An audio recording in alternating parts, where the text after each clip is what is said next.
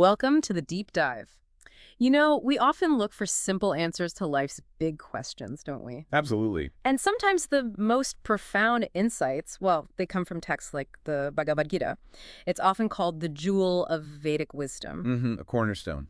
And right at its heart is this powerful idea of bhakti, this deep, loving devotion to Krishna, seen as the ultimate reality. That concept of devotion is central, yes. But this isn't just about faith in the abstract. What's really grabbed me is how the Gita breaks down the forces that, drive us. The gunas. Exactly. These three fundamental energies, Sattva, Rajas, and Tamas. Think of them as subtle currents. Yeah. Influencing everything we do, feel, maybe even where we end up in the cycle of rebirth. It's like understanding the hidden code of our existence. The operating system, almost. Yeah, the operating system. Yeah. So if you've ever felt pulled in different directions or wondered about life's deeper patterns, let's dive in. Okay, these three gunas, what are we really talking about here? Well, what's fascinating is that the Gita doesn't present these as just abstract ideas. They're described as the very fabric of material nature itself, prakriti. The fabric of nature. Yeah, imagine them like, say, three primary colors. They blend in countless ways to create the whole spectrum of our experiences. Okay, so like the basic building blocks of reality as we experience it? Precisely. Sattva's the first one, the guna of goodness. Think purity, balance, harmony. That sounds nice. It is. It's that state where you feel clear-headed, maybe wise, content, almost effortlessly. Right. Actions done in sattva, they tend to bring positive outcomes, the sense of inner peace. And significantly, the Gita suggests that if sattva is dominant, when you leave this life, you're more likely to move towards higher realms. Higher realms of understanding. Exactly, in your next journey. So that sounds like a state we'd all aspire to, consciously or not. Okay, now what about rajas? That sounds a bit more dynamic. Rajas is dynamic. It's the energy of passion, of constant activity, desire. Ah, the driven feeling. Yes, that feeling of being driven, often restless, always striving for results. Think ambition, Okay. but also maybe the stress or anxiety that can come with chasing those ambitions. Right, the flip side. Actions fueled by rajas often lead to, well, a mix of results. And the Gita indicates that a predominance of rajas at the time of passing might lead to rebirth in the realm of action.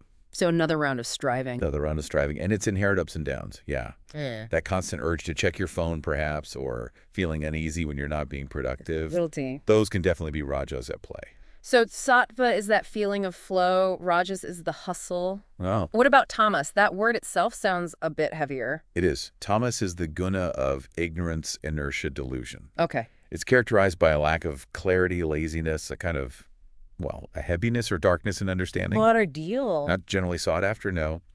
Actions performed under the sway of tamas tend to lead to further confusion, maybe negativity. And according to the Gita, if tamas is strongest at the end of life, it can lead to rebirth in, let's say, less enlightened states or circumstances.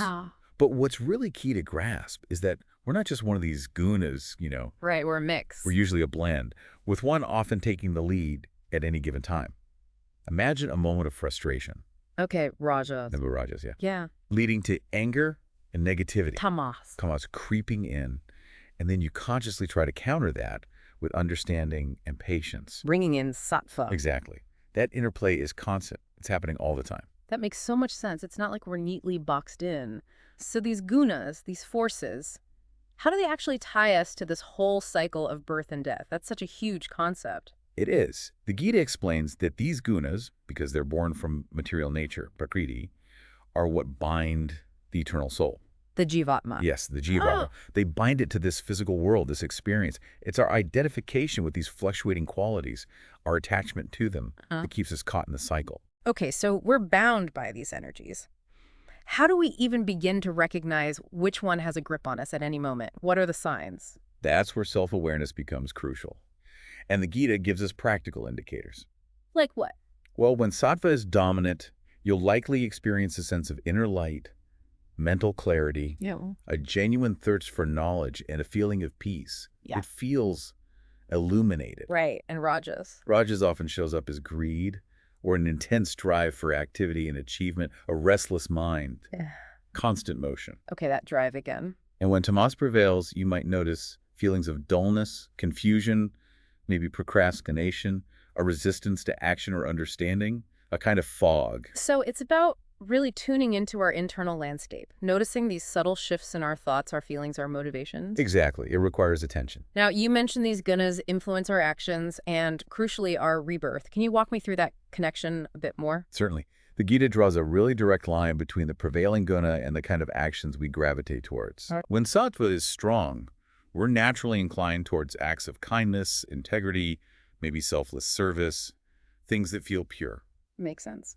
Rajas, on the other hand, propels us towards actions driven by personal ambition, the desire for recognition or reward. Which often have mixed consequences, you said. Yes, Yeah. because the motivation is mixed. Hmm. And tamas. Well, tamas can lead to actions that are harmful, ignorant, or maybe just born out of delusion or laziness. And this isn't just about our present actions, is it? It echoes forward. Precisely. It has that ripple effect. The Gita states pretty clearly that the mental state we're in at the moment of death. Which is largely influenced by the dominant guna. Exactly. That state is a significant factor in determining our next birth. How so? Those predominantly in sattva are said to ascend to higher planes of existence, realms of greater understanding, greater light. Okay. Those in rajas are often reborn into the world of action, continuing that cycle of striving and achieving. Back to the hustle. Right. And those in tamas may find themselves in less favorable circumstances, perhaps environments characterized by ignorance or suffering. Wow. The Gita even says our attachment to these gunas is the reason we take birth in different conditions, like good and evil wombs. That's the idea presented, yes. Yeah. That attachment itself is the binding agent leading to various kinds of birth. It's a powerful concept that our internal state, our dominant mode, shapes not just our current life, but our future trajectory as well. It really emphasizes the importance of inner cultivation. Which brings us back then to bhakti, this path of devotion. How does that help us navigate or maybe even transcend these powerful forces? And here's where it gets really interesting. The Gita presents bhakti yoga, this unwavering, loving devotion to Krishna, as the most direct, most potent way to move beyond the influence of the three gunas. Beyond them entirely. That's the goal. There's a specific verse, HVP 2:3-4-2-6, that's quite clear. It says that anyone who serves the Lord with steadfast, unwavering devotion, they actually transcend these modes of material nature Transcend them. and become eligible for what's called Brahman realization, that state of ultimate spiritual freedom. Steadfast devotion. That sounds like a significant commitment, a real focus. It is. It implies a deep level of dedication. So what is someone who has actually transcended these gunas? What do they look like in daily life? How would they behave? The Gita gives us a picture. Such a person is described as being balanced, equipoised, Equipoised. meaning they experience joy and sorrow, pleasure and pain, without being totally overwhelmed or thrown off course by either. Okay. Stable. Very stable. They see material things, gold, earth, a stone, with a kind of equal indifference. Yeah. They're not caught up in external valuations. So not attached to wealth or lack of it. Correct. They are the same whether they receive honor or dishonor. They treat friends and enemies alike. Wow, that's difficult. It's a high state, yes. And crucially, they've let go of actions driven by personal gain, by selfish endeavor. Their focus shifts entirely To serving the divine. to serving the divine. It's a state of profound inner equilibrium, really. That sounds like a radical shift in perspective from, everyday life. Is that really attainable for someone leading a regular life with jobs, families, all the attachments? Well, the Gita offers a message of hope here. It emphasizes that by taking refuge in the Lord through devotion, through bhakti, Yes. one can even transcend what might be considered lower forms of birth or difficult circumstances. The power of devotion is seen as immense. So it's not just for saints on mountaintops. Not necessarily, no. And there's a beautiful assurance, verse IPT Sali 2:2, where Krishna essentially promises to personally provide for the needs and protect those devotees who are constantly absorbed in him with selfless love. A personal promise of care. It suggests a deep personal connection that can actually override the powerful pull of the gunas. That's quite something. Now, the Gita also mentions different types of devotees, right? People in distress, people seeking knowledge, wanting wealth. Yes, that's in chapter 7. Verses 16 and 17 outline 4 categories of people who start to engage in devotional service. The distressed, the inquisitive, seeker of knowledge, the one seeking wealth, and the wise. Okay, 4 types. And while all are seen as virtuous for turning towards the divine, the Gita does highlight the wise devotee. The Johnny. Yes, the jnani. the one who's consistently engaged in pure, loving devotion. This person is singled out as being the most dear to the Lord, Why is that? because their primary motivation is seen as pure love and the desire for understanding, not just the fulfillment of personal needs or desires. It speaks to a kind of journey, a purification of our motivations through devotion. So it's about moving beyond, I need this, or I want that, towards a more selfless love. That's the ideal presented, yes. Developing that pure, selfless connection. So how does the Gita suggest we actually cultivate this bhakti in our lives? What are the practical steps, day to day? The Gita emphasizes a few key practices, offering all our actions to the Lord. Dedicating our work. Dedicating our work, our duties, yes. Being dedicated to Him, worshiping Him, bowing down to Him with reverence. Verses like IX.34 and later in chapter 18 really underscore this principle. They state that by dedicating ourselves in this way, we will ultimately reach Him. So it's an active practice. Very much so. Furthermore, verse 12.8 encourages us to fix our minds and intellect on the Lord. Focus. Yes, unwavering focus, with the assurance that if we do that, we will then live in Him. It's about a constant practice of remembrance and offering our thoughts, words, and deeds in that spirit of devotion. So bhakti is presented as the pathway, the method to transcend the influence of these gunas. But what is it that's actually being freed here? Remind us about the nature of the soul in this whole equation. Right. The Gita consistently reminds us of the eternal nature of the individual soul, the jivatma. It's not the body. It's distinct from the temporary material body, which is absolutely subject to birth, death, and all the changes in between. The soul, however, is described as eternal, unchanging. Yeah. It's not subject to the cycle in the same way the body is. Oh. Liberation, moksha, is the freedom of this eternal soul from that repeated cycle of birth and death. And how is that achieved? Through self-realization, really understanding our true nature as separate from the material world and as eternally connected to the divine, and crucially, through our loving devotion, our bhakti. And that idea of merging with Brahman, merging with the absolute, that's sometimes discussed. How does that fit in? The Gita talks about that too. Verse V.17, for instance, speaks of those whose minds are fixed on the Supreme, who are freed from delusion, who've conquered attachment and aversion.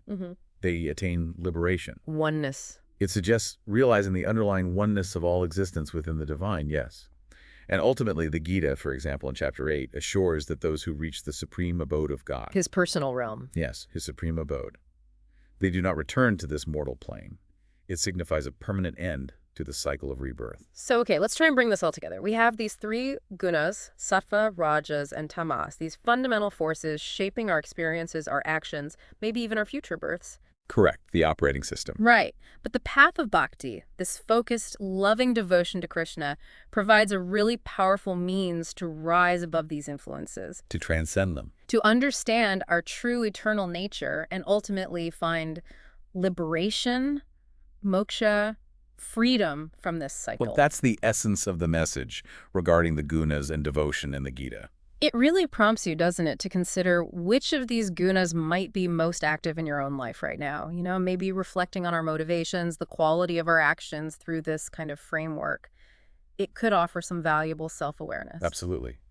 A practical tool for introspection.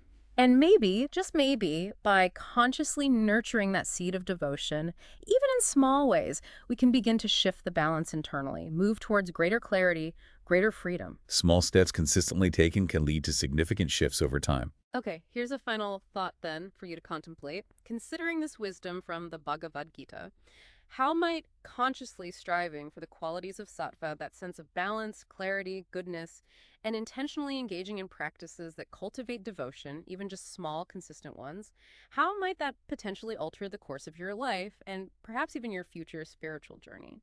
It's a profound question, definitely worth sitting with. Thanks for taking this deep dive with me today.